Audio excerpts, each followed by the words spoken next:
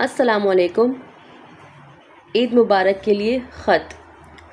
رفیق احمد، جھنگ، 13 مئی 2021۔ صدیق مکرم، السلام علیکم۔ پیارے ابو جان، عید الفطر آپ کو اور تمام گھر والوں کو بہت بہت مبارک ہو۔ ہمارے درمیان فاصلہ دوری کا ہے، آئیے اس حسین کاغذی تحفے کے ذریعے دل کی بے قراری اور دوری کو قربت میں بدل دیں۔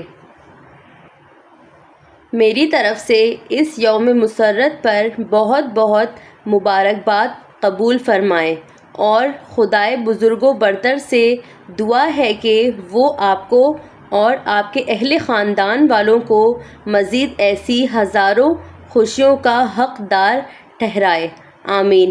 امی کو میرا سلام کہیے گا۔ شریک مسرت نصیر احمد، جزاک اللہ۔